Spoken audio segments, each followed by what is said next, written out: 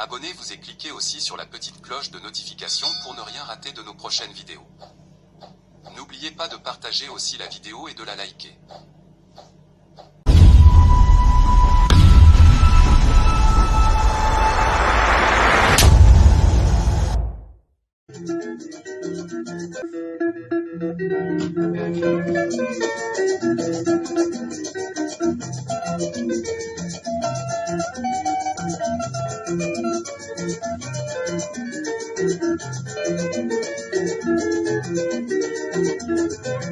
Bonjour, suivez Afro Congo News Sport.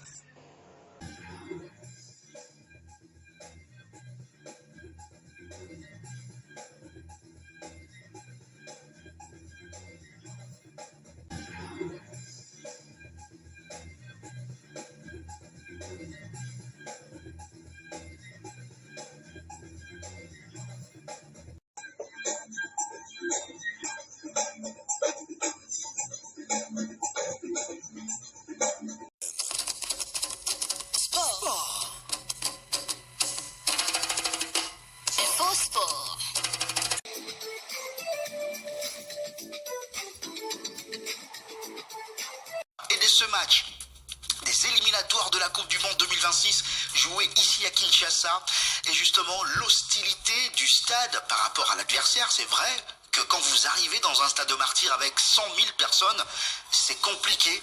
Et justement, cette pression du public congolais est restée gravée dans les têtes de tous les Sénégalais, puisqu'ils en parlent aujourd'hui. Diouf a dit hier que ce qu'ils ont vécu à Kinshasa, ils ne le vivront plus jamais. En tout cas, ils ne le vivront nulle part ailleurs. La pression de Kinshasa a fortifié le Sénégalais, et aujourd'hui, même dans un stade Prince Moulay Abdellah rempli, même avec du sifflet, les Sénégalais sont bien bombés mentalement grâce à leur passage au stade de martyrs de Kinshasa. Et de l'autre côté, Walid Regragui, le coach du Maroc, a rappelé aux Sénégalais que Rabat n'est pas Kinshasa. On va écouter tous les protagonistes justement au cours de cette émission. Si tout va bien, on va aussi avoir en studio ici Eddie Kankou Kadima, notre confrère, pour parler de cette Coupe d'Afrique des Nations, lui qui était également au Maroc avant bien sûr l'élimination de la République démocratique du Congo.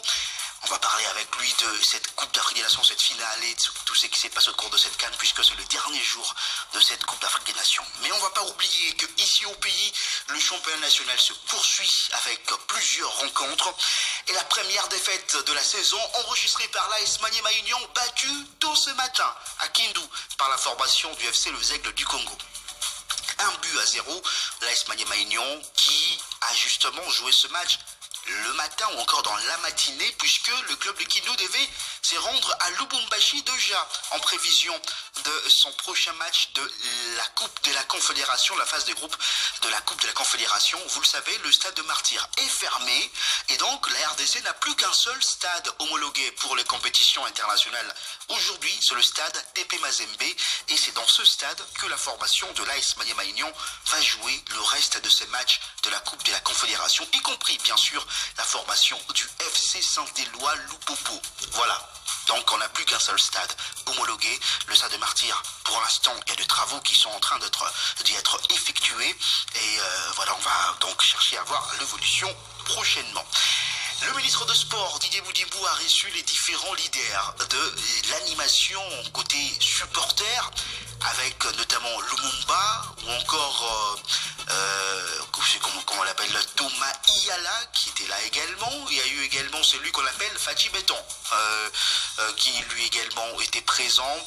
Mounele Ndundu Joly était aussi présent lors de cette rencontre avec le ministre de Sport. Il était question de chercher l'unité, en tout cas dans l'accompagnement des équipes nationales de la République démocratique du Congo. Éviter le guéguerre. Oui, on a vu lors de la Coupe d'Afrique des Nations certaines polémiques autour de Lumumba notamment et tout. Donc le ministre de Sport a réuni les leaders de l'animation côté sport en RDC hier, c'était samedi. On va d'ailleurs vous donner un peu plus de détails sur cette réunion au cours de cette émission. Il y a aussi le tour préliminaire de la Coupe du Congo de football qui démarre déjà à Kinshasa. On va vous donner le programme de différentes rencontres. Voilà le menu de cette émission qui est mise en onde par Jack Nzinga. Et je l'ai dit, on va avoir Genovic Mbouambaya au téléphone et puis on aura, si tout va bien, Eddie Kankoukanima en studio pour parler de tous ces sujets. Plusieurs rencontres en Lili Kokash Ligue 1 qui sont programmées aujourd'hui. La formation de Lupopo mène sur le score de 2-0 devant la formation de Sangabalende. Il y a aussi le FC Renaissance du Congo qui mène devant la Rangers 1-0. Veil Club va jouer juste après contre la formation de MK ici à Kinshasa. Chicas était en train de mener 1-0 contre Bazano, mais vous aurez tous les résultats de match en tout cas au cours de cette émission. On va commencer en musique et on va se retrouver tout juste après pour nous rendre à Rabat pour la finale de cette Coupe d'Afrique des Nations Maroc 2025, une finale qui va opposer le Maroc au Sénégal. On va justement retrouver à Rabat Genovic Mbouambaya dans quelques instants. C'était là la chanson de Félix Wazekwa, l'artiste musicien congolais. Une chanson donc dont le titre est Méatitude, tiré de l'album de Mia Vida, sorti en 2025. C'est avec donc ces différentes précisions qu'on accueille dans ce studio Eddie Kankoukanima. Bonjour. Bonjour Jonathan Massiala, bonjour aux sportifs au top, bonjour aux auditeurs qui suivent la radio Top Congo. Merci de jeter votre dévolu sur ma personne. Comme je l'ai dit chaque fois, une invitation est une responsabilité et j'espère être à la hauteur. Voilà, on espère bien tous être à la hauteur aujourd'hui. Encore, on va avoir Genovic Mbouambaya en direct de Rabat dans quelques instants. Il est déjà en ligne. Genovic Mbouambaya, vous êtes même déjà au stade Moulay, plutôt Prince Moulay Abdellah. Bon après-midi à vous. Bon après-midi Jonathan Massiala, bon après-midi à tous les auditeurs. Non, je suis à l'intérieur du stade, je suis à l'entrée du stade Prince Moulay Abdellah, à l'entrée de la presse. Nous attendons juste à avoir le petit ticket là qui nous permettra d'entrer dans l'enceinte sportive de Prince Moulay Abdellah qui va donc accueillir cette finale entre le Maroc et le Sénégal. Donc j'attends et j'espère bien avoir mon ticket dans quelques minutes. Alors là on peut parler déjà, planter le décor de cette grande finale entre le Maroc ou qu'on attende que vous preniez votre ticket et que vous soyez bien installé et qu'on puisse bien parler. Alors pour arriver dans la tribune presse du stade Prince Moulay Abdellah, il faut prendre l'ascenseur, c'est au 5e niveau. En tout cas, je préfère que je puisse prendre mon ticket et monter m'installer parce que, comme vous le savez, il y aura du monde, 65 000 spectateurs et même côté presse, vous le savez, vous avez donc assisté au match RDC Sénégal, vous avez vu le monde, la presse sénégalaise qui était présente, il y aura également la presse marocaine composée, il y aura vraiment du monde même dans la tribune presse. Voilà pourquoi nous sommes arrivés à temps, pratiquement à 4h30 du match, pour avoir une place dans la tribune presse et s'installer, question de bien participer dans cette émission. D'accord, trouvez-vous une place et installez-vous confortablement, nous sommes là à vous attendre. Pendant ces temps, voilà, on va donc commencer l'émission avec Eddie Kankoukanima. On y est, c'est le dernier jour de cette Coupe d'Afrique des Nations. On était là, on est rentré un peu plus tôt après l'élimination de la République démocratique du Congo. Aujourd'hui, c'est donc la fin avec cette grande finale Maroc-Sénégal. La logique respectée en termes des favoris qui ont bien répondu présent. Comme vous le dites, la logique est respectée en termes des favoris. Le Sénégal avec une régularité incontestable. Vous l'avez dit en introduction, les 4 dernières années, le Sénégal s'est vu en finale. Quatre dernières éditions, les Sénégal, c'était au premier podium. Soit on échoue, soit on gagne. Et ça sera la tentative d'arracher cette deuxième coupe pour le Sénégal et aussi cette deuxième coupe pour le Maroc. Depuis 74, le Maroc n'a jamais gagné une Coupe d'Afrique des Nations. Ça date. Alors que le Maroc a aussi enregistré des succès, des performances en termes d'infrastructures, d'organisation. Pas seulement la Coupe d'Afrique des Nations, mais plusieurs compétitions d'âge, notamment le football féminin et football d'âge, qui ont organisé plusieurs compétitions au Maroc. Exactement. Et donc même la CAN Senior Dame, ce sera pour la 3e fois de suite qu'elle sera organisée au Maroc. Et je crois qu'une régularité en termes d'organisation se couronne aussi avec une Coupe d'Afrique des Nations. ça serait très intéressant si le Maroc arrivait à gagner cette Coupe d'Afrique. Mais de l'autre côté, il y a le Sénégal qui, en termes d'infrastructure, reste derrière, parce que le Sénégal ne peut pas s'égaler aujourd'hui au Maroc en termes d'infrastructure, mais aussi la régularité des équipes au niveau des compétitions africaines. Vous avez Raja de Casablanca, vous avez le Wydad Club, vous avez aussi les équipes des Rabat. Ouais, vous avez même la formation de Berkane, la renaissance sportive de Berkane. Donc, en termes de régularité des équipes, en termes de championnat, les sérieux, c'est plutôt le Maroc et le Sénégal. Mais le Sénégal arrive à être une nation régulière en termes de finale, parce que du côté Sénégal, on s'en fout du championnat, mais on investit plus en termes des centres de formation. Est-ce une bonne politique ou pas? Oui, mais une bonne politique ou pas, mais c'est la politique qui donne des résultats. Sur terrain, vous avez une régularité en termes de finale. Je pense pas qu'on s'en foute, en tout cas, complètement du championnat, mais en réalité, seulement il y a beaucoup plus l'exportation de talents. Mais vous n'avez pas, vous n'avez pas l'exemple d'une équipe sénégalaise qui arrive en quart de finale de la Ligue des Champions en termes de régularité. Oui, c'est vrai. Vous comprenez? Oui, c'est vrai. Ouais. Mais dire qu'on s'en fout complètement du championnat, c'est faux. Oui, bon, ça c'est une expression que j'ai empruntée pour dire il y a l'accent est mis surtout sur les centres de formation. On forme en interne et les talents vont s'expatrier. Et puis ils viennent servir la nation. Vous voyez le joueur qui a fait mal à la RDC. Mbaye. Il a 17 ans, si je ne me trompe pas, c'est 26 ans. Il a quitté Dakar, il est allé s'expatrier et aujourd'hui c'est une mine d'or pour le Sénégal. Ils sont nombreux.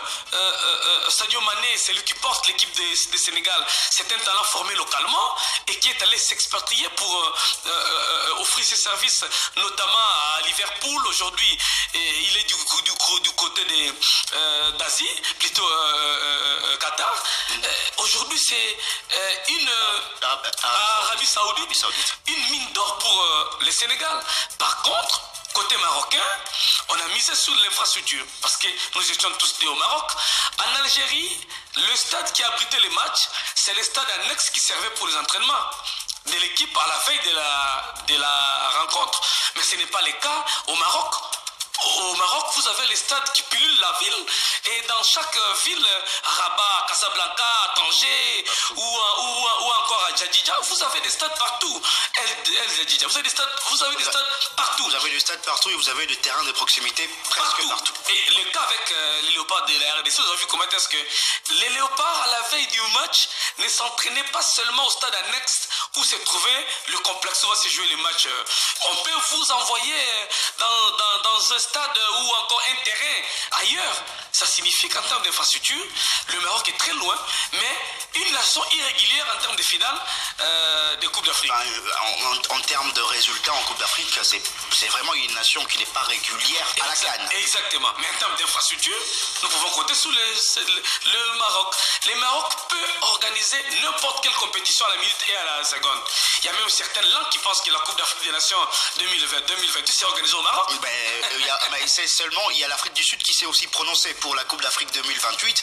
Son ministre de Sport, M. Mackenzie, a confirmé hier à un confrère journaliste sud-africain que le gouvernement sud-africain avait l'intention d'accueillir la Coupe d'Afrique des Nations 2028. On le sait, le Maroc et l'Afrique du Sud, c'est quasiment pareil. En Afrique du Sud, il y a beaucoup d'infrastructures sportives, beaucoup de stades déjà construits lors de la Coupe d'Afrique des Nations 2010 et qui peuvent toujours accueillir la Coupe du Monde 2010 et qui peuvent toujours accueillir un match. À tout moment. Et c'est ce qui a relevé même les niveaux du championnat sud-africain parce qu'après la Coupe du Monde, les championnats sud-africains s'est relevé parce qu'aujourd'hui, en Afrique, nous avons l'Égypte, l'Afrique du Sud, les Maroc, les nations capables à tout moment d'organiser une compétition de la CAF sans hésiter, sans recourir. Mais je crois qu'aujourd'hui, pour moi, le modèle sénégalais, en termes de régularité des finales des Coupes d'Afrique, vous n'avez pas un championnat qui attire, vous n'avez pas des stades. Je crois que dernièrement, c'est les stades qu'on venait de construire à Abdoulaye Wade. Voilà, c'est l'unique stade aujourd'hui moderne qui peut faire la fierté de la population sénégalaise. Mais en termes de régularité, je crois que vous l'avez dit, 4 éditions, ils ont perdu. Voilà, ils ont perdu 2. Ils ont perdu une finale en 2019. et puis ils ont gagné la finale 2021, en 2022, Voilà. et là ils jouent la finale 2025. Donc ça signifie qu'on ne peut pas égaler le Sénégal. Aujourd'hui, en termes de régularité, c'est l'Égypte aussi qui a fait des finales comme ça. L'Égypte, Voilà. l'Égypte, entre 2006 et 2010, c'était C'était la nation qu'on ne pouvait pas égaler. 3 titres remportés de suite. Voilà, et la raison pour laquelle Osama San, quand il quittait la pelouse après son élimination, il montrait aux supporters sénégalais que nous avons 6 titres.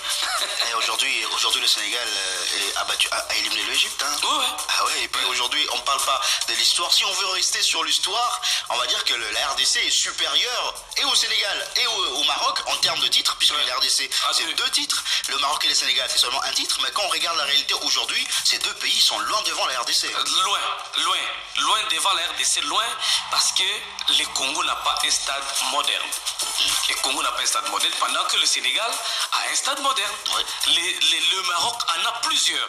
L'Égypte en a plusieurs. Donc, en termes d'organisation, en termes d'effectifs, en termes de qualité, la RDC aujourd'hui, nous sommes en progression, mais nous ne pouvons jamais dire que nous égalons ou nous pouvons arriver à la cheville de l'Égypte, du Sénégal ou encore du Maroc. Encore on est très loin. Ou encore l'Algérie, où s'est organisé les Chad. Ouais. Même le Bénin. Le Bénin, dernièrement, n'avait d'ailleurs pas de stade pour jouer de match. Non, mais le Bénin construit. Oui, mais Le Bénin construit. quel genre d'infrastructure? Un pays qui construit, quelles que soient les catégories. Nous avons les stades municipaux qui ne servent même pas aux jeunes.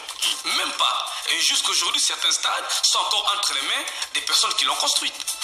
Et vous comprenez? Donc je crois que le Bénin qui est en train de construire et la RDC qui n'a pas encore un projet, le Bénin est loin. Et donc, aujourd'hui, s'il faut commencer à parler de ces 2 équipes, avant de parler de ce que ces 2 équipes ont pu prouver sur le terrain lors de cette Coupe d'Afrique des Nations, on parlait justement de leur organisation, comme vous venez de le dire, s'il faut aller pays par pays. On a parlé du Sénégal, le Sénégal qui est arrivé à expatrier ou encore à exporter plusieurs jeunes qui aujourd'hui servent la nation, d'où cette régularité, comme vous l'avez dit, avec notamment le centre de formation, Jambars et autres. Sacré-Cœur et qui donnent des joueurs, qui exportent des joueurs pour venir servir le pays, même si le championnat national n'attire pas beaucoup.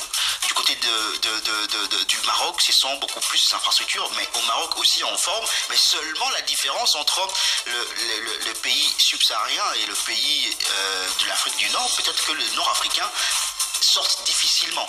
C'est le cas de l'Égypte, peut-être aussi le Maroc, puisqu'ils restent souvent joués dans leurs championnats locaux. Mais c'est ça aussi le principe, parce que vous savez que nous étions avec vous au Maroc, vous savez qu'il n'y a pas de transferts externes.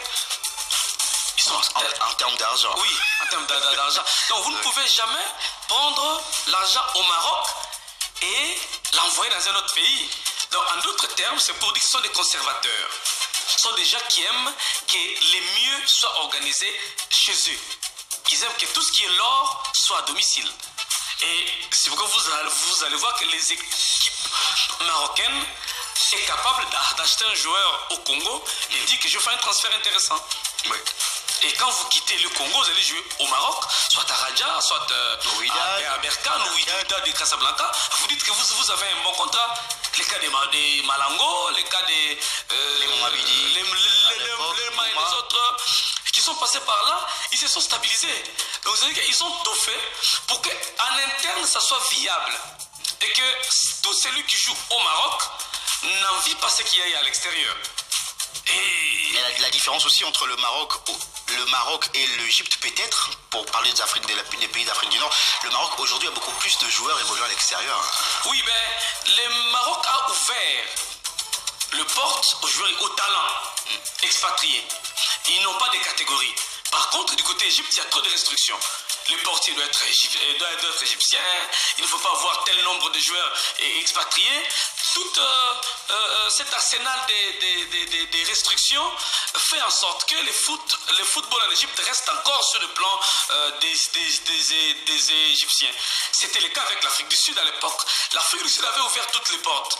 Après, ils ont chassé des joueurs, rappelez-vous la génération, après la génération Marcati, Siabonga Novete, le football sud-africain ne carburait plus.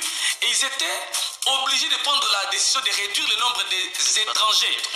Et la plupart des victimes, je prends le cas de notre défenseur de l'équipe nationale, aujourd'hui intendant de l'équipe nationale, Baguette Adikilou, Cyril Moubiala, le défenseur de l'SVV Club, était victime de cette décision à l'époque avec les Sud-Africains. Et on voit bien qu'aujourd'hui le championnat sud-africain est à un très bon niveau, et d'ailleurs l'Afrique du Sud est composée beaucoup plus de joueurs évoluant localement. Mais c'est parce qu'ils ont compris qu'il faut construire.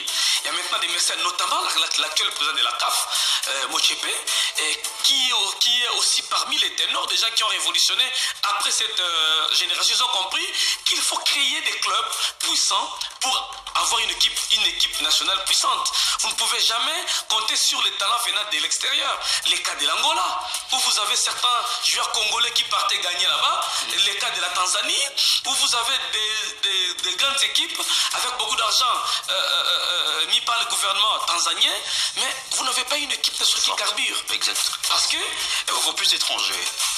Plus d'étrangers dans vos clubs, vous n'avez pas l'état de vous organiser. À l'époque, il y a un ministre congolais qui a voulu faire d'une politique interne. Bon, il était traité de tous les mots. Denis Kambaï Chimbumbu, voilà. Il était traité de tous les mots parce qu'il avait proposé la limitation des joueurs à utiliser dans un club. Mais le contexte de l'époque, on le sait. On le sait.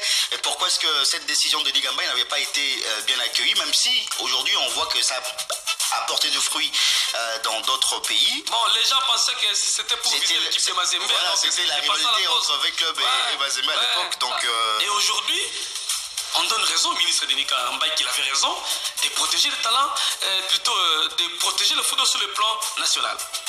Revenons maintenant à cette finale entre le Maroc et le Sénégal, la grande finale très très attendue. On a parlé notamment de causes de différents succès de ces équipes, notamment le Sénégal aujourd'hui qui a un très bel effectif qui peut remporter plusieurs compétitions. Il a le Maroc également qui a un très bel effectif. Si pour le Sénégal c'est la politique de formation et de l'exportation de talents, pour le Maroc peut-être que c'est autre chose. On va beaucoup plus parler de l'organisation autour du football au Maroc qui est très très très sérieuse, avec notamment le président de la fédération qui est aussi membre du gouvernement au niveau marocain. Et là maintenant on va parler des arbitres, de l'arbitrage congolais qui est mis à l'honneur aujourd'hui avec pour la toute première fois de l'histoire un arbitre congolais qui va officier au cours d'une finale des CAN. Mieux, pas seulement un arbitre, mais c'est un trio arbitral congolais qui va officier au cours de cette finale de la CAN 2025 entre le Maroc et le Sénégal. On a Jean-Jacques Ndala, arbitre principal, ou encore arbitre tout court. Guilain Bongeleng Guila, assistant numéro 1. Et puis il y a comme assistant numéro 2 Gradel Moinia-Mbilizi. 3 arbitres congolais pour diriger une finale de CAN. Ce n'est jamais arrivé avant, c'est pour la toute première fois. Et mieux encore, c'est ces trios arbitral qui étaient là déjà lors de l'ouverture de cette Coupe d'Afrique des Nations avec Jean-Jacques Ndala qui était arbitre principal de la rencontre d'ouverture entre le Maroc et les Comores. C'est une consécration pour Jean-Jacques Ndala, on peut dire, Eddie Kankadima.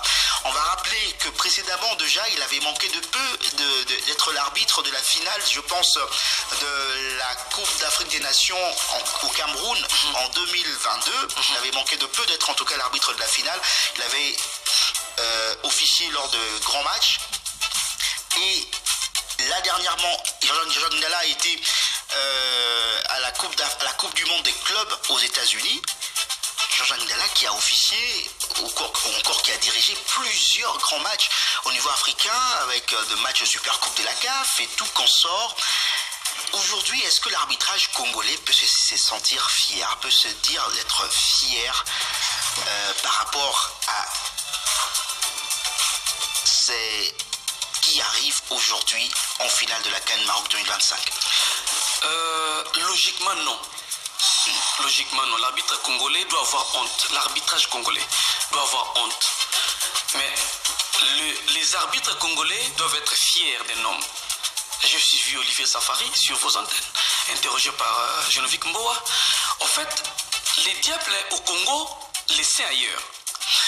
En RDC, on dit nul n'est prophète chez soi. Oui, mais malheureusement, nous ne savons pas utiliser les qualités des Safari en RDC. Par contre, c'est ces Safaris-là qui élèvent les niveaux des arbitres congolais à l'extérieur. Il a dit que Ndala se sont produits. C'est lui qui a encadré Ndala. Aujourd'hui, le fait de voir Ndala officier les rencontres de la CAF en termes de lumière, je le dirais, c'est parce que Safari est aussi président de la commission des arbitres. La question que j'avais posée justement, est-ce qu'il y a l'influence d'Olivier Safari comme président de la commission d'arbitrage de la CAF sur cette désignation ou pas? Bon, d'abord, s'il faut dire vrai, influence, c'est comme parler du favoritisme. Je ne mérite pas parler du favoritisme. Safari a aidé Ndala à être meilleur.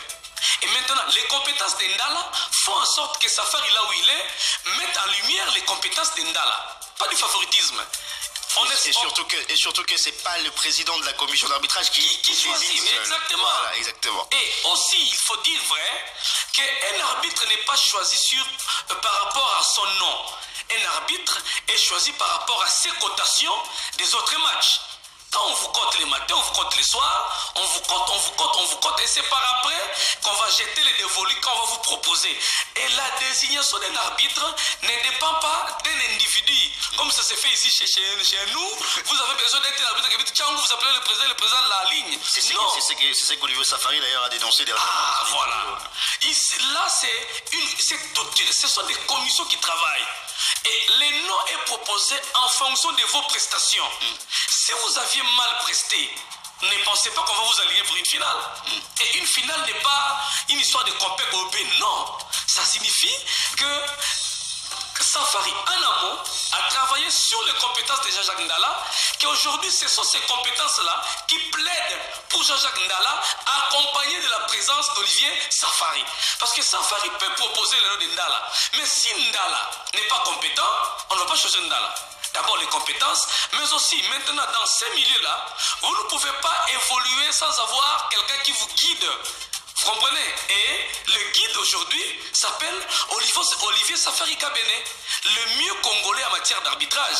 Mais malheureusement, qui n'est pas consulté, qui n'est pas considéré, qui n'est pas aimé ici en République démocratique du Congo. Qui est-ce qui vous dit qu'il n'est pas aimé au Congo? Mais je vous dis, combien de fois on l'utilise pour des matchs ici au Congo? Combien de fois on l'utilise pour réorganiser l'arbitrage ici au Congo? J'ai croisé des gens qui pensent que Safari est un diable. J'ai croisé des gens qui estiment qu'avec Safari, l'arbitrage ne marcherait jamais. Alors qu'au niveau de la CAF, vous et moi, nous étions au Maroc, est-ce qu'il y a de la complaisance pour un arbitre? Est-ce qu'il y a de la complaisance? Quelqu'un qui dirige une commission peut être complaisant. Vous avez vu les pays émettre des dénonciations. Mais après enquête, la CAF dit quoi? C'est sans objet.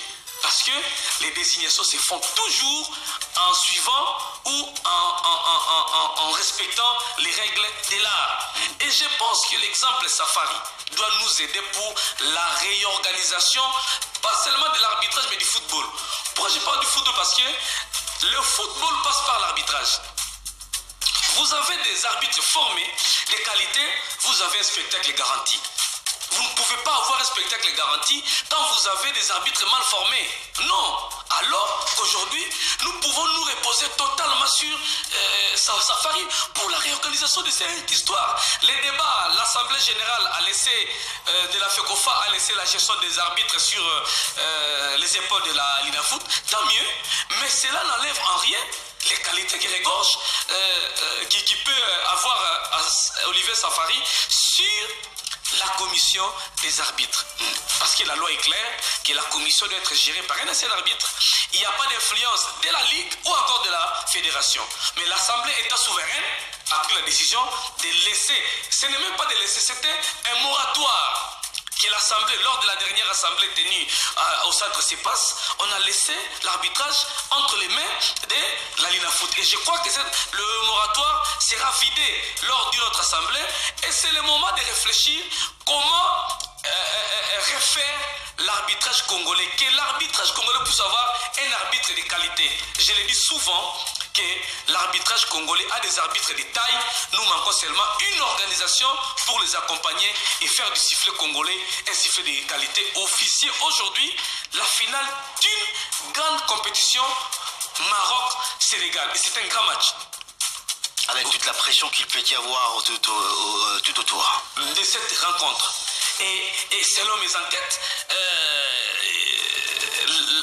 les désignations lors de cette 35e Coupe d'Afrique des Nations, les désignations étaient de haute portée parce que à tout moment, on savait toujours qui devrait officier quel match. Il y a eu même des supputations au niveau des réseaux sociaux, qu'il y a eu des fausses désignations. Il y a eu également beaucoup de fake news sur les réseaux sociaux, beaucoup de fausses informations qui ont circulé sur les réseaux sociaux concernant les différentes désignations. On a attribué au match RDC, je pense, Botswana. RDC Botswana ou RC Botswana, je pense. On a dit que c'était un arbitre rwandais qui devait être là, alors que c'était faux. Après ça même, il y a eu un match Cameroun. Oui, le match du Cameroun contre le Maroc. Le Maroc, il y a eu trop de spéculations. Où il y a eu de spéculations pour dire qu'il y a eu changement sur des membres du Maroc de l'arbitre. Alors c'était faux, puisque tout le monde qui disait qu'il y avait changement des désignations de l'arbitre n'a jamais prouvé, brandi la moindre preuve sur la première désignation. Voilà. Il y a changement quand il y a une première. Alors qu'il n'a jamais eu de première pour qu'il y ait une deuxième désignation. J'ai mené mes enquêtes, j'ai vu qu'il n'y en avait qu'une désignation sur cette rencontre. Et quand il y a spéculation sur une désignation, ça signifie qu'il y avait des gens qui voulaient tirer les ficelles sur X ou Y, jauger un peu la température, faire des balles d'essai, voir comment ça va aller pour orienter la tendance. Malheureusement, la commission est restée ferme en mettant en place une bonne politique pour surprendre tout le monde à la dernière minute avec une désignation neutre et qui allait officier une rencontre de football. Moi, je pense que pour clore ces chapitres de l'arbitrage, les succès des compatriotes congolais, notamment Olivier Safari qui patronne la commission, Jean-Jacques Ndala qui va officier les trios parmi leurs références 100% congolais, voilà, 100% congolais nos frères qui vont officier la finale. C'est un exemple pour dire qui est ce Congolais qui est à la CAF, qui fait quoi. Ramenons ce Congolais ici au pays pour travailler l'image du football et de l'arbitrage congolais. Et ça serait intéressant au lieu de penser que ces gens-là, ce sont des diables qui sont venus pour diaboliser le football congolais alors qu'ailleurs, ce sont des saints. Ici, nous les traitons comme des rejetons. Voilà, donc s'il faut aujourd'hui compter 5 arbitres africains de référence, on a Jean-Jacques Ndala pour commencer avec lui, c'est lui quand même qui officie la finale de la Coupe d'Afrique aujourd'hui. Jean-Jacques Ndala, il y a Mustapha Gorbal, l'Algérien, il y a Beida Dahane de la Mauritanie, sans oublier bien sûr le Sud-Africain Tom Abongile. C'est vrai que beaucoup de Congolais ne l'aiment pas, peut-être, je sais pas pourquoi, mais il fait aujourd'hui partie de ce top 4. S'il faut mettre un top 5 des arbitres, il faudra chercher peut-être un Mauricien aussi dont le nom m'échappe, mais ce 4-là, si demain il faudrait qu'il y ait Coupe du Monde et désigner des arbitres, je pense qu'il ne manquerait pas du tout un arbitre. Les 4 peut-être feraient partie de 5 arbitres africains qui devraient officier lors de la Coupe du Monde 2026. Jean-Jacques Ndala a manqué de peu en tout cas à officier lors de la Coupe du Monde 2022 au Qatar. Il était sur la liste de présélectionnés. Et bien finalement, quand on a sorti le 5 arbitres africains, il n'y avait pas des noms de Jean-Jacques Ndala, malheureusement.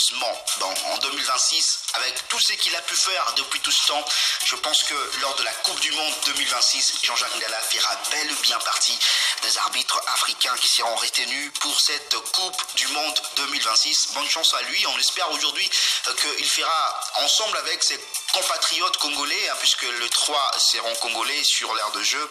Je pense que nous souhaitons qu'il fasse tous les 3 un très bon match pour permettre à ce qu'ils prennent encore un peu plus de galon au niveau africain, pour qu'ils puissent encore être plus respectés au niveau continental. Ça, c'est du côté arbitrage, même s'il y a aussi eu beaucoup de contestations, de décisions arbitrales qui ont été très contestées au cours de cette Coupe d'Afrique des Nations. C'est vrai qu'il faudra aussi en parler et faire le point après. Bon, moi je pense que les rencontres que j'ai vues, je n'ai pas vu des arbitres aller dans des trucs de scandale. Il n'y a pas eu de... Non, je n'ai pas vu des scandales. Un but manifestement refusé, une action retardée parce que non. Un penalty refusé. Ça, je n'ai pas vu un penalty valable, sauf un penalty contre le Maroc. Voilà. Pour moi, c'était un penalty que l'arbitre n'a pas voulu accorder aux Tanzaniens, alors que c'était vraiment très valable. Mais il n'y a pas eu de cas à répétition qui peut ternir l'image du football africain.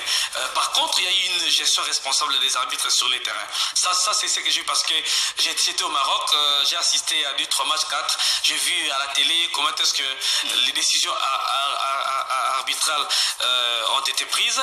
Il y a scandale quand il y a flagrance. Il y a scandale quand il y a flagrance, mais quand il n'y a pas flagrance, je ne parlais pas de scandale, je parlais de la gestion parce que les sifflets, c'est un point mondial. C'est un problème mondial. Rappelez-vous de la Coupe du Monde où Suarez avait enrayé une tentative d'une équipe africaine qui pouvait aller en finale.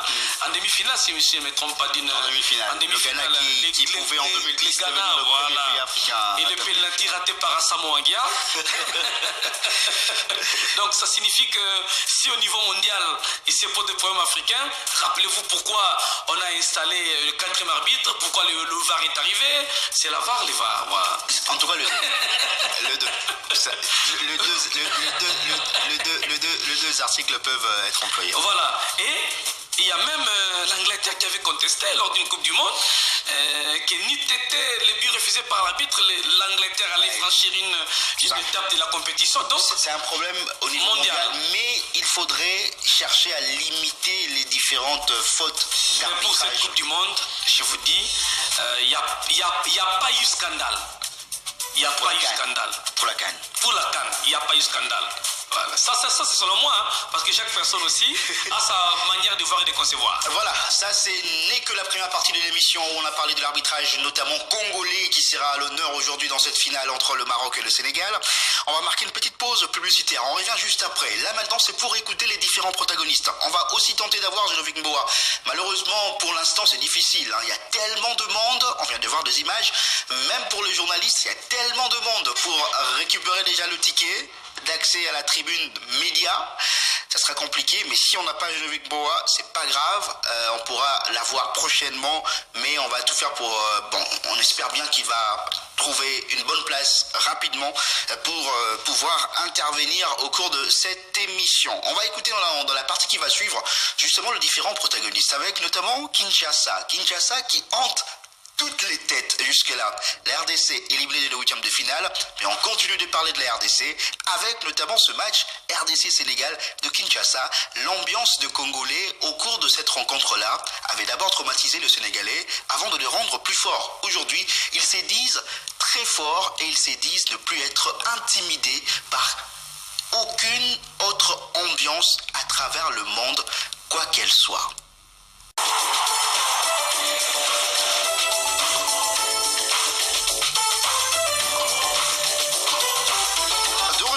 Dans ce studio, nous poursuivons cette émission avec toujours cette Coupe d'Afrique des Nations dont l'épilogue, c'est aujourd'hui la finale entre le Sénégal et le Maroc. Je vous ai dit que les deux parties ont parlé de Kinshasa, qui est resté dans les têtes de tout le monde, et ce match entre la RDC et le Sénégal, remporté par le Sénégal ici sur le score de 3-2, et les Sénégalais qui sont devenus très forts. Là, je vous propose très forts mentalement. Oui, il faut bien préciser. Là, on va commencer par écouter le coach Paptio du Sénégal qui parle de cette rencontre entre la République démocratique, entre le Sénégal et le Maroc. La République démocratique du Congo, vous le savez, est éliminée depuis l'étape de 8e de finale. Là, on va écouter le coach Paptio du Sénégal, Jacques Ndinga, qui parle justement de cette finale. Il est revenu notamment sur ces manques de sécurité hier. À l'arrivée de l'équipe sénégalaise à Rabat, à la gare, il y a eu tout le monde qui était autour de joueurs. C'est quasiment ce qu'on a vécu ici à Kinshasa avec les joueurs congolais qui sont revenus du centre du Sud et qui étaient embrassés par-ci par-là par de supporters et tout. Voilà, c'est quasiment ce qui est arrivé aux Sénégalais hier à Rabat. On va écouter le coach Paptio avant cette finale entre le Sénégal et le Maroc. On jouera une finale que tout le monde attendait. Donc voilà, et espérons que ça sera une fête pour l'Afrique, ça sera une belle finale. En Algérie, c'est sûr que c'est deux compétitions différentes, mais j'espère que ça se passera pareil qu'en Algérie. Parce que jouer contre le pays hôte, c'est jamais facile, parce qu'il aura son public, mais après le public restera qu'en haut. Sur le rectangle vert, c'est 11 hommes contre 11 hommes. Donc voilà, moi, mes joueurs, ils le savent. Donc voilà, et il y aura un arbitre qui sera là, les trois arbitres. Voilà, après le reste, ça sera que le public restera qu'en haut. Et le reste, ça se décidera sur le terrain. Et espérons que voilà, ça se passera bien. Et le pays hôte en Algérie, ça s'est très bien passé. Et sur côté organisation, tout, on était vraiment satisfait avec l'équipe locale. Et à la fin, ça s'est très bien passé. Après, ici, hier, vous avez vu, je préférais ne pas en parler. Notre fédération en a parlé. Je pense que les enjeux d'un football ne doivent pas nous amener à faire certaines choses. Parce que quand on voit, aujourd'hui, c'est l'image de l'Afrique qui est en jeu. Notre compétition qu'avant, personne ne regardait, aujourd'hui, on l'a mis haut. Il ne faut pas qu'on gâte ça. Parce que quand même, on a des joueurs de planétaires. On a des joueurs que, malheureusement, c'est à cause de la CAN qu'on n'a pas gagné, qu'ils n'ont pas gagné le Ballon d'Or. Parce que les gens disaient que ce n'était pas une compétition majeure. Donc, Sadio Mané méritait ce Ballon d'Or. Mais il disait que, parce qu'il c'est une CAN, ce n'est pas une compétition majeure. Aujourd'hui, il y a une belle organisation.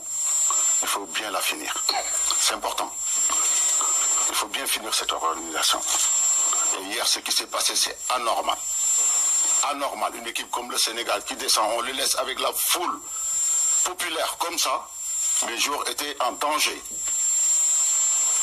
Tout pouvait se passer contre des personnes mal intentionnées. Et ça ne doit pas se passer. Surtout entre deux pays frères. On a toujours dit. C'est important. Pour jouer une finale, il faut être prêt sur tous les plans. Donc que ce soit mental, psychologique, techniquement, tactiquement. Voilà, on sait qu'on aura un match difficile face à une belle équipe du Maroc qui n'arrête pas de montrer des bonnes choses. Donc déjà, je tenais à les féliciter parce que quand même, ils ont représenté l'Afrique durant la Coupe du Monde 2022 et allé jusqu'en demi-finale. Une belle performance. Donc ils ont vraiment levé le niveau africain et aussi en Coupe du Monde des jeunes, des U20. Donc il faut les féliciter parce que quand même, gagner une Coupe du Monde, c'est pas du tout donné.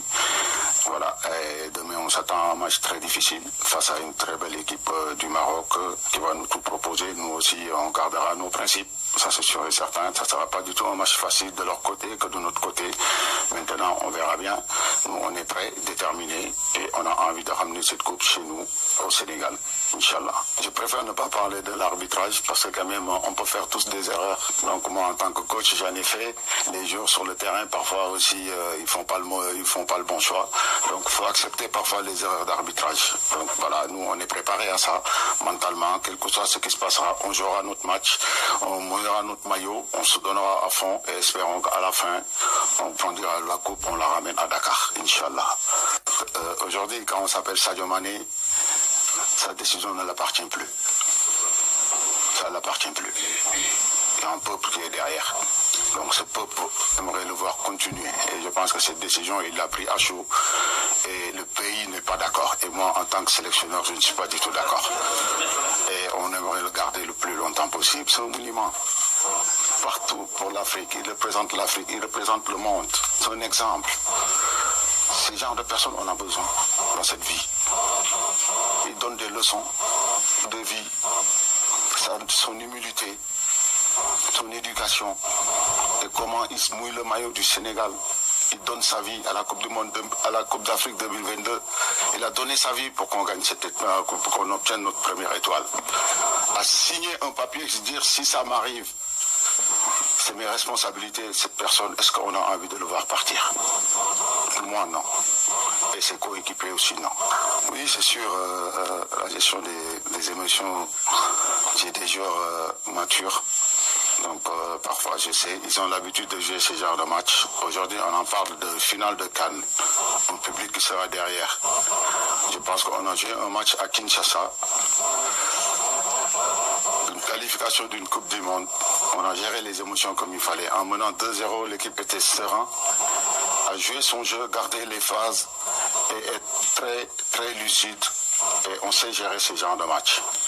Et espérons que demain, ça se passera comme on voudra, Inch'Allah. Et un grand merci au pays marocain, vraiment, pour cette belle organisation qu'ils ont vraiment relevé le niveau de la CAN.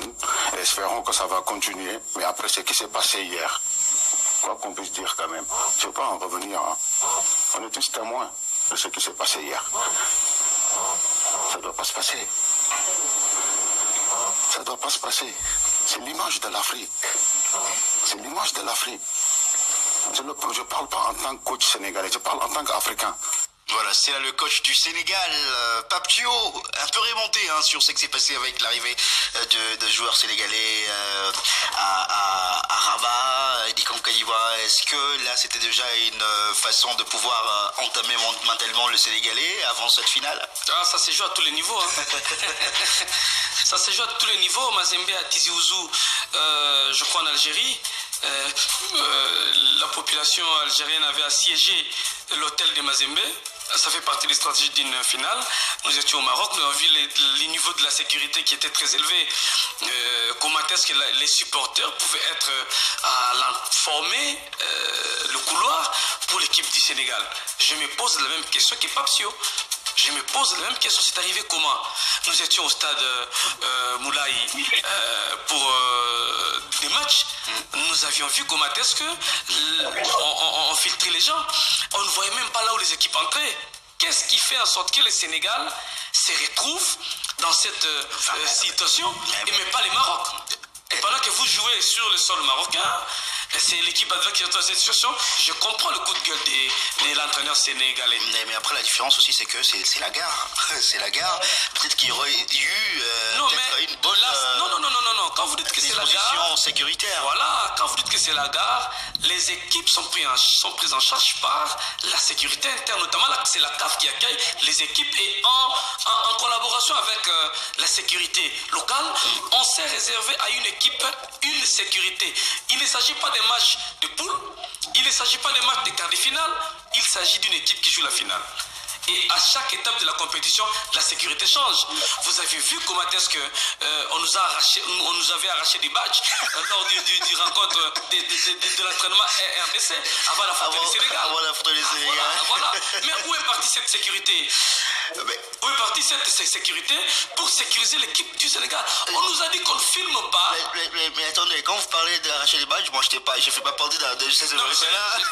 Non, quand je dis nous c'est la presse congolaise. Présente lors de la dernière séance d'entraînement avant le match RDC-Sénégal. Justement parce qu'il y avait un consigne qui n'avait pas été respecté, notamment l'interdiction de filmer. Non, j'ai eu des informations, on m'a dit qu'il n'y a aucune interdiction de ne pas filmer quand les joueurs descendent. Il y a aucune... si c'est un match officiel, quand les joueurs descendent, c'est l'image CAF. Non. J'ai posé la question. Il y a eu interdiction de filmage. Seulement, l'autorisation était seulement sur la pelouse, là où les équipes sont en train de... Bon, selon la média officer verbalement. La média officer sud-africaine qui était à Rabat pour on interdisait aux gens de filmer l'image CAF. Parce qu'on estime que l'exclusivité, c'est la CAF qui doit. Mais quand une équipe vient aux entraînements, l'exclusivité, c'est quand c'est un match officiel, quand ça se joue. J'ai eu à poser des questions, mais dit, mais quand les joueurs descendent, bon, c'est pas très grave ça. Mais après, il faudrait aussi conscientiser nos confrères. Quand on part dans une compétition comme la CAN, chasseur d'images. Oui, enfin, chasseur d'images, mais il faut savoir chasser sans se faire attraper. Exactement. Voilà, quand on part dans une compétition... On ne peut pas demander à un chasseur d'images parce que non, chasseur il y a un fait anodin qui peut aider la presse. Exactement. Est-ce que vous me comprenez? Bien. Chasseur d'images, c'est bon, mais il faut savoir chasser cette image-là sans pour autant se faire attraper. Quand on vous dit, vous arrivez, il y a le média officier de la CAF qui dit que ici il ne faut pas filmer, ici il ne faut pas faire des choses. Alors là, il faut écouter. Parce qu'après, vous avez été... Enfin, ceux qui ont été victimes de badge, heureusement pour eux, on leur a remis le badge juste après. Mais après, il y a ceux qui peuvent aussi être victimes quand on les arrache le badge pour toujours et que la CAN soit terminée. Geneviève Mourambaya est avec nous en direct du stade Moulay Abdellah, bien installé finalement. C'est quoi l'ambiance sur place à Rabat? L'ambiance aux allures d'une finale entre le Maroc et le Sénégal. Bonjour Jonathan Massiala, bonjour à tous les auditeurs qui nous suivent. Bonjour également à Eddy Kankoukadima. Merci. Alors comme je le disais, l'ambiance c'est celle de cette finale qui était très attendue, la finale de la 35e édition. Déjà, vous avez une idée de l'emplacement du stade de Prince Moulay Abdellah. Juste en face, il y a la gare de Rabat-Riyad qui accueille plusieurs Sénégalais qui viennent de plusieurs villes. Alors, nous sommes passés par là, une belle ambiance. En tout cas, nous avons croisé Sénégalais, Marocains, ensemble en train de chanter. En tout cas, comme eux-mêmes ont l'habitude de dire, c'est des pays frères et ce n'est pas le foot qui va en tout cas les séparer. Le foot, c'est juste pour 90 minutes ou 120 minutes. Après, ils vont voir les choses toujours dans la même direction, comme ça a toujours été. Donc, c'est une belle ambiance en dehors du terrain, mais nous, comme je le disais, on était pressés d'aller prendre ce ticket. On vient d'avoir le ticket pour accéder dans la tribune presse, et là, la tribune presse n'est pas encore remplie, disponible, donc nous attendons encore. Non, ce n'est même pas encore ouvert, donc nous attendons encore dans la salle de médias, en attendant que 3 heures avant la tribune presse ça pour 3 heures avant le match.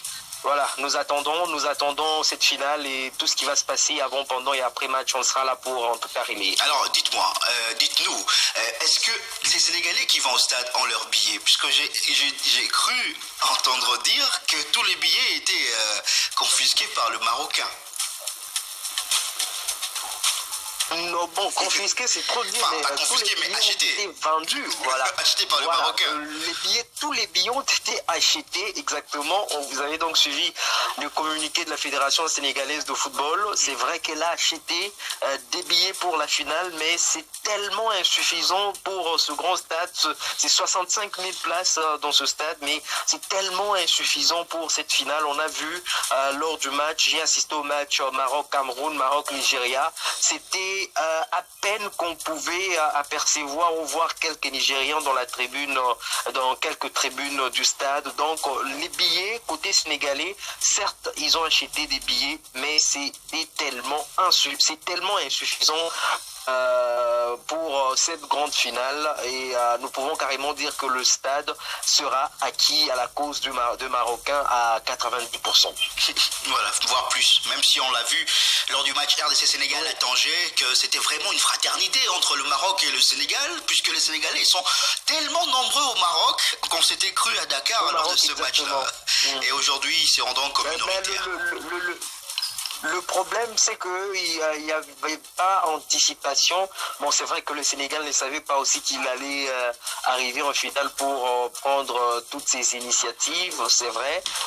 La fédération l'a fait juste le jour où l'équipe s'est qualifiée. C'est la fédération qui a d'ailleurs acheté tous ces billets pour quelques supporters. Pour ceux qui n'avaient pas encore acheté les billets, la fédération a pris le soin d'acheter quelques billets pour cette grande finale, mais comme je l'ai dit, c'est insuffisant. On a vu hier le communiqué de la Confédération africaine de football qui a essayé d'apaiser les deux parties, comme pour dire qu'il y avait d'autres billets qui ont été donnés à la Fédération sénégalaise de football en dépit du terrain d'entraînement qui a été changé. Ça reste une communication de la Confédération africaine de football pour essayer de calmer les deux parties avant cette grande finale, mais nous avons croisé d'autres Sénégalais avant d'entrer dans ce stade, pensaient qu'on vendait les billets, qui nous demandaient des billets parce qu'il n'y a presque plus de billets pour cette grande finale prévue ce soir. Voilà, une grande finale d'une grande canne, c'est normal qu'il y ait engouement déjà. On a vécu presque la même chose face à l'Algérie, puisque dès que l'Algérie... allô? Oui, allô? Vous nous entendez? Allô?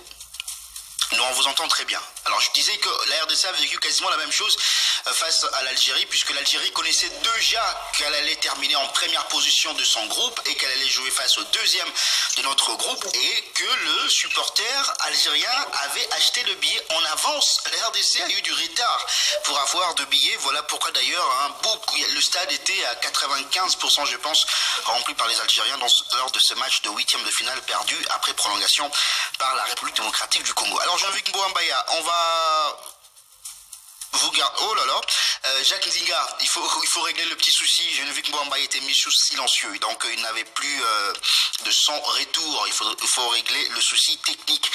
Allez, on va écouter maintenant Diouf. Toujours, on reste d'abord côté sénégalais. On va écouter l'emblématique joueur Diouf. Aujourd'hui, on parle de Sadio Mané comme étant le meilleur joueur de l'histoire du Sénégal. Mais avant Sadio Mané, il y a eu des joueurs comme de Diouf. Et voilà, des joueurs emblématiques. Et lui qui est aussi dans le staff de l'équipe nationale du Sénégal, il a parlé avant le match. Si on est là aujourd'hui, ça veut dire qu'on a mis les ingrédients qu'il faut pour dominer le football africain. C'est ce que le Maroc a fait, c'est ce que le Sénégal a fait. Et on a investi dans la formation. Et aujourd'hui, c'est payant. Et on voit que 4 finales, on a fait les 3. Ce que j'ai toujours envie de dire aux autres fédérations, il faut copier le système sénégalais. Aujourd'hui, on connaît la maison, c'est notre maison. On est amoureux du football. Et ces petits-là, c'est nos frères, c'est nos enfants. Aujourd'hui, ce qui s'est passé avec nous avant, on nous avait sacrifiés. Aujourd'hui, nous, on protège ces jeunes-là. On protège ces jeunes-là pour qu'ils jouent le meilleur de leur football. Et c'est ce qu'on est en train de faire. Je suis le grand frère, je suis le mentor. Et ça me doit vraiment au cœur quand Sadio Mané dit celui qui m'a inspiré, le meilleur joueur que j'ai vu, c'est El Hadji Diouf. Je crois qu'aujourd'hui, on peut être que fier de ça. Parce que lui aussi, c'est ça. Jules Bocandé m'a décomplexé. Et Sadio Mané, je l'ai décomplexé. Et demain, Sadio Mané va décomplexer aussi d'autres générations. Et c'est comme ça la vie. Et c'est ça qui fait la force de notre équipe. Vous savez, on a des relations exceptionnelles avec le Maroc. Mais aussi, c'est de bonne guerre. C'est ça, une finale. Il faut l'accepter. Tous les ingrédients qui sont autour. Mais je crois que ces jeunes-là sont concentrés pour une seule chose. Demain, lever la coupe et avoir notre deuxième étoile. Finale, on la joue pour la gagner. On la joue pas pour quoi que ce soit. Et ils sont conscients de ça. C'est des jeunes aujourd'hui en quart finale de Coupe d'Afrique. Ils en ont joué 3. Donc c'est une équipe expérimentée. Il y aura du bruit, mais on n'a pas peur de ce bruit-là. On n'aura pas peur de ce bruit parce qu'on l'a vécu à Kinshasa. Ce qu'on a vécu à Kinshasa, on ne peut pas le vivre ailleurs. Ça reste qu'un match de football. Ce que les gens peuvent dire, ces joueurs-là aujourd'hui, leur force c'est la sérénité. La sérénité sur le terrain, quand vous voyez, on est la seule équipe qui a été menée 2 fois et on est revenu au score. Donc ça veut dire que c'est une sérénité totale que ces jeunes-là ils ont. Donc moi, quand j'entends que tel a dit et tel a dit, nous on n'est pas focus sur ça, on est focus sur une seule chose, le ballon. Il faut qu'on joue au football, il faut qu'on prenne du plaisir, on est bon que quand on joue au football. C'était quoi le secret de Kinshasa et qui peut être arrêté demain face au Maroc? C'est de jouer au football, même en perdant 2-0, on se dit qu'on joue au football, gardez la balle et prenez du plaisir et quand vous allez marquer le premier but, les autres vont arriver. Franchement, Pape d'abord, en tant que personne, quand j'ai joué avec lui, Pape je l'ai connu à moins de 17 ans, quand il était à Saint-Etienne. Voilà, c'était là El Hadji Diouf, le joueur, l'ancien international sénégalais, aujourd'hui membre du staff de cette équipe nationale du Sénégal. C'est qu'on a vécu à Kinshasa, on ne le vivra nulle part. C'est un traumatisme quand même, Kinshasa, même si après, ce traumatisme est devenu un vrai boost pour mental pour le Sénégalais. Oui, ils ont des joueurs très expérimentés, qui ont su, Diouf l'a dit, même quand ils étaient menés, ils ont su garder le calme parce que il y a certains joueurs, quand on vous marque 2-0, vous perdez la médaille par des contrôles et c'est fini, ils ont su garder et c'est vrai, quand ils marquaient, je voyais Sadio Mané dire aux amis, soyez calme. Et cette même attitude, j'ai vu Sadio Mané avoir face quand ils se sont qualifiés pour la finale. Oui, contre l'Égypte. 1-0, il dit soyez calme, il faut faire tourner la tête. Et mentalement, le Sénégal est très fort. Et il faut vraiment, sur le plan mental, compter sur le Sénégal. Même si vous marquez 3 buts, ils sont capables d'y revenir. Ah oui, et une équipe avec un très bel Ils ont de la qualité sur le terrain, mais en dehors du terrain, sur les bancs, il y a de la profondeur. Et partout. Ouais. Ludovic Mbouamba, vous étiez hier à la séance d'entraînement de l'équipe du Sénégal. On a d'ailleurs écouté votre question posée à El Hadji Diouf. Et là, on peut donc sentir que Kinshasa a été une étape importante pour l'équipe du Sénégal, pour son avenir en tout cas.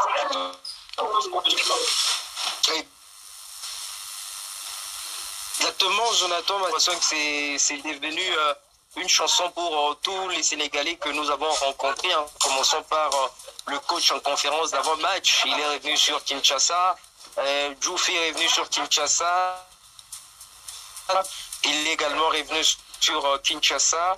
C'est vrai qu'on a également eu Mamadou Sarr qui pourrait être titulaire aujourd'hui à la place de Kalidou Koulibaly qui sera absent. Suspendu et Lui, blessé. malheureusement, n'était pas à Kinshasa. Voilà, suspendu et blessé. Donc, tout le monde revient sur Kinshasa. Comme vous avez dit, c'était une étape très importante et ils vont pouvoir s'inspirer de ce mental, beaucoup plus le mental pour aborder le Maroc. On n'a pas dit que lorsque, par exemple, ils seront menés 2-0, ils vont refaire la même chose. Non, le foot a ses réalités, chaque rencontre a ses réalités.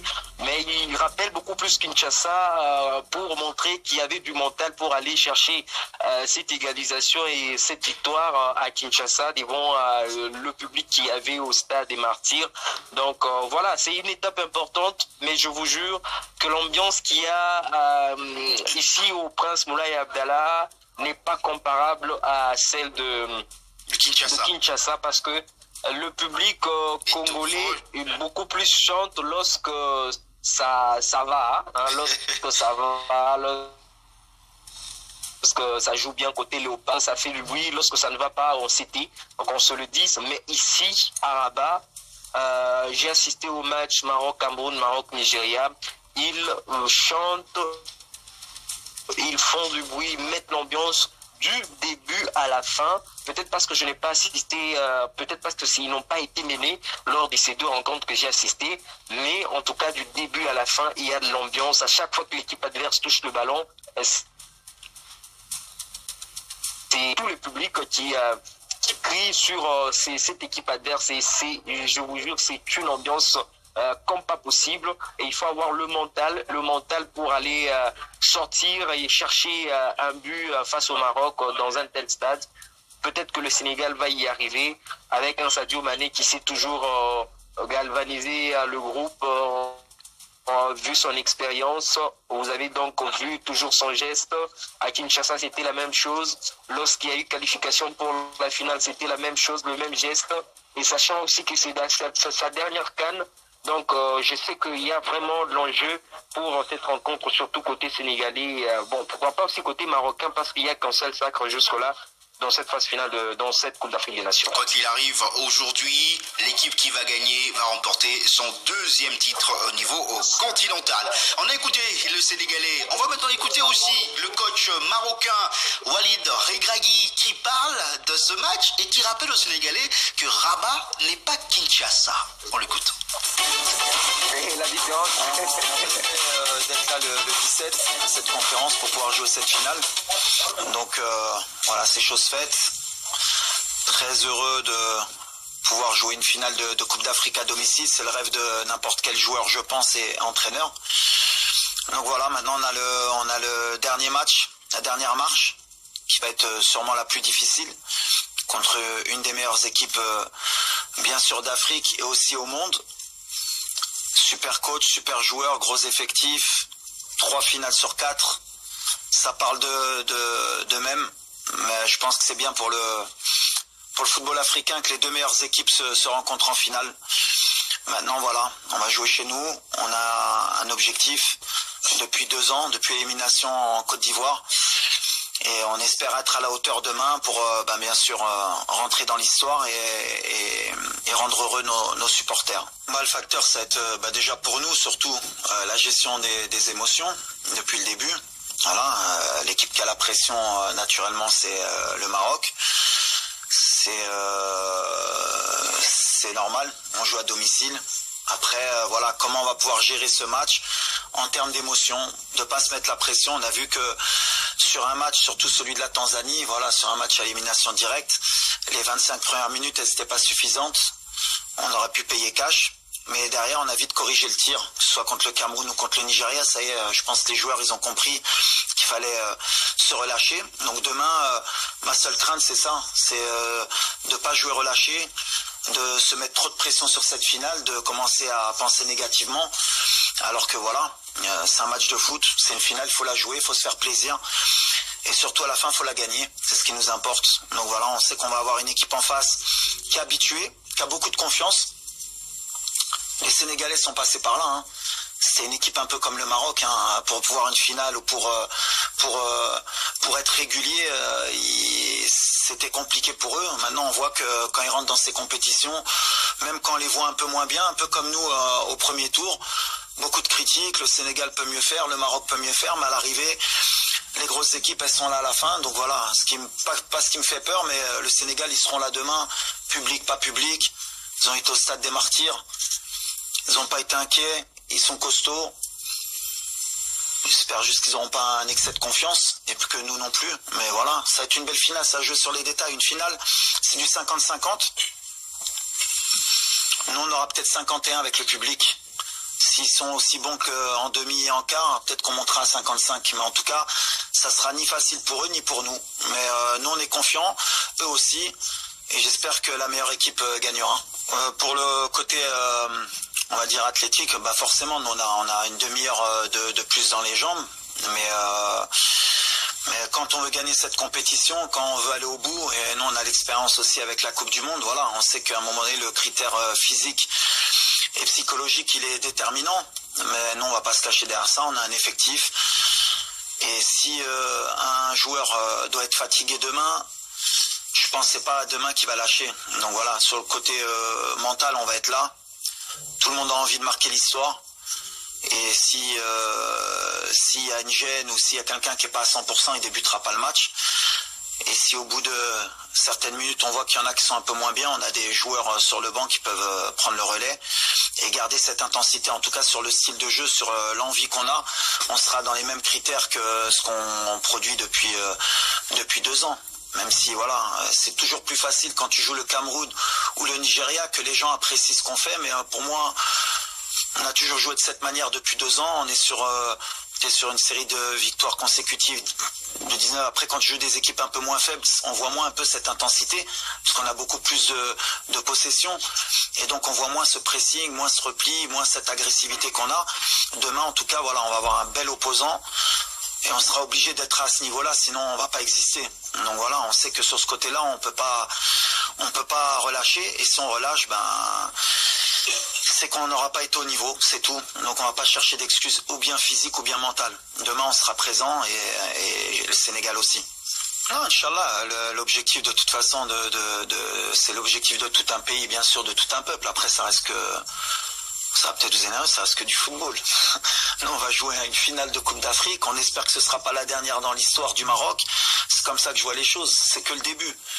Si on pense que c'est juste une opportunité qui nous vient et qu'il ne faut pas la louper parce que sinon on ne va plus jamais la gagner, c'est pas mon modèle de pensée. Et je vous ai toujours dit que depuis que je suis arrivé ici, j'essaye de changer les mentalités. Pour moi, le Maroc, c'est un peu comme pour le Sénégal. Voilà. Aujourd'hui, ils sont sur 3 finales en 4 éditions. L'objectif du Maroc, c'est pas juste de jouer cette finale et de la gagner et d'être content pendant 50 ans et de dire on a gagné une CAN. C'est de revenir dans 2 ans, de revenir dans 4 ans. Et si on la gagne pas demain, c'est de la gagner la prochaine, mais d'être là. L'objectif des grands pays de football, c'est d'être régulier. Il y a toujours des cycles. Et moi, l'objectif, bien sûr, c'est de la gagner demain. C'est de faire plaisir à ce public parce qu'il le mérite. C'est d'arrêter cette série négative. Mais ça va pas s'arrêter demain. Que tu la gagnes ou pas. Quand on veut être un grand pays de football, c'est pas parce que tu vas la gagner demain qu'on sera content à faire la fête. Et il faudra repartir au charbon dès le lendemain. Et repartir pour en regagner une deuxième et mettre une 3e étoile. C'est comme ça qu'il faut penser. Maintenant, mon discours, c'est le même depuis 2 ans avec mes joueurs. On a perdu contre l'Afrique du Sud, on ne s'arrête pas là, on repart, on retravaille et on revient. Et aujourd'hui, on est revenu de la meilleure des manières.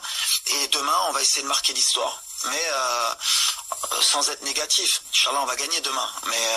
Mais l'objectif après, c'est pas juste de dire on a gagné ou de perdre et de pleurer. Et qu'on pleure en étant heureux ou malheureux, on va repartir. Parce que les Marocains aujourd'hui sont comme ça. On repart. À chaque fois. On est une équipe de winners depuis un certain temps. On a perdu des matchs, on a su se relever. Et demain, c'est un match, bien sûr, qui va compter. On ne veut pas le louper. Et on veut le jouer pendant les 90 minutes. On ne veut pas le jouer ni avant, ni après. C'est notre objectif. En tout cas, merci au public. Demain, forcément, je vais faire un appel. Il paraît qu'on est monté à 100 décibels. Alors, je ne sais pas ce que ça vaut les 100 décibels. Mais si on peut faire un challenge à 200 demain, parce qu'on va en avoir besoin, voilà, il faut que le Sénégal, il sente que c'est pas le stade des Martyrs. C'est tout. Et ce sera pas le stade des Martyrs. Parce que la différence avec le stade des Martyrs, c'est qu'il y a une piste d'athlétisme qui empêche un peu la pression, même si c'est très très dur. Attention. Et la dernière fois que le Maroc est parti au stade des Martyrs, il n'a pas perdu aussi. Par contre, voilà, nous au Maroc, pour venir gagner, c'est compliqué. C'est très très dur. Commence dès la première minute. jusqu'à la dernière et ça pousse. Et le Nigeria, ils s'en sont rendus compte, le Cameroun aussi. Je disais que Kofan avait dit qu'il avait joué à Dortmund. Non, non, c'est pas Dortmund.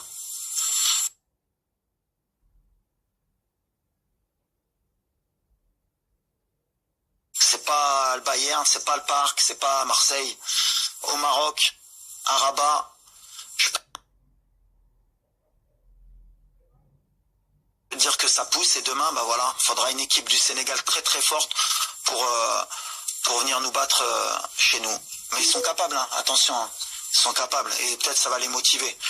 Mais quand ils vont rentrer, ça va siffler. Donc 200 décibels demain, Inch'Allah. Bon, c'est vrai qu'on ne concède pas beaucoup de situations, parce qu'on est bien organisé bien sûr, mais parce qu'il y a un état d'esprit. Voilà, tout le monde est concerné par la récupération du ballon, tout le monde est concentré sur nos pertes de balles pour les transitions.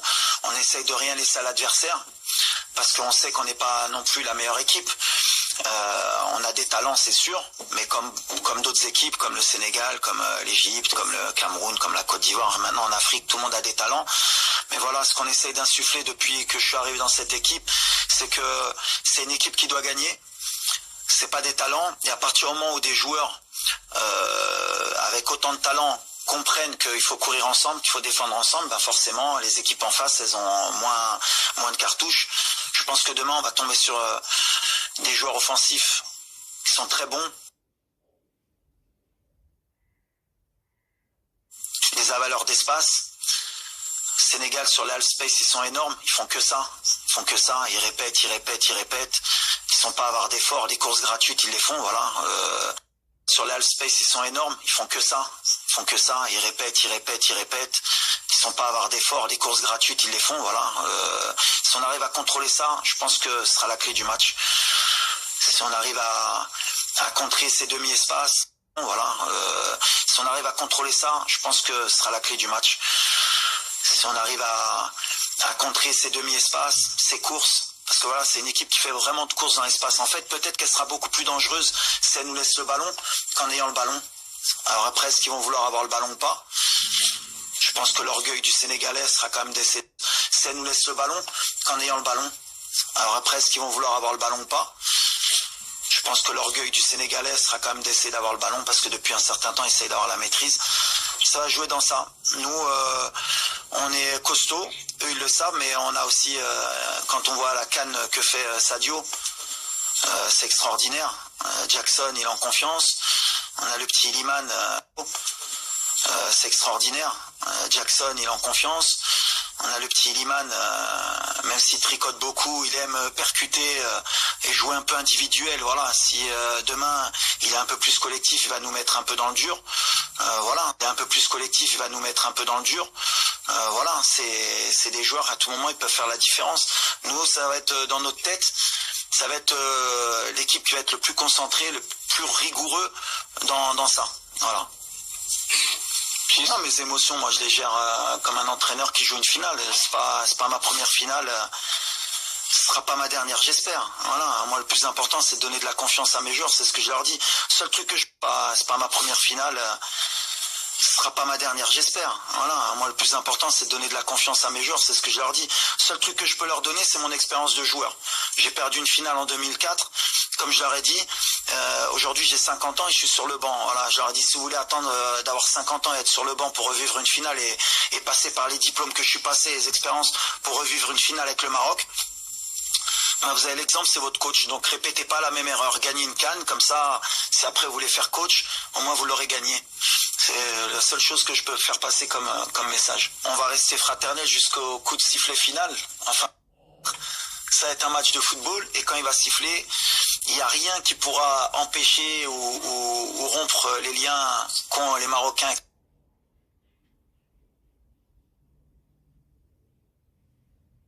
Ça va être un match de football et quand il va siffler, il n'y a rien qui pourra empêcher ou rompre les liens qu'ont les Marocains avec les Sénégalais.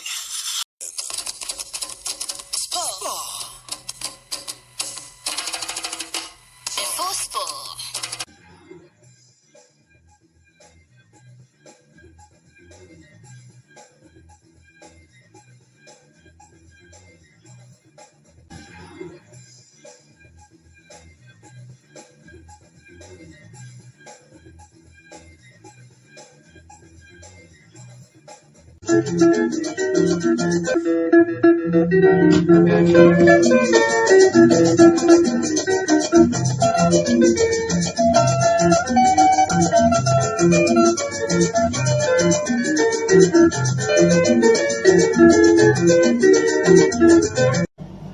Abonnez-vous et cliquez aussi sur la petite cloche de notification pour ne rien rater de nos prochaines vidéos. N'oubliez pas de partager aussi la vidéo et de la liker.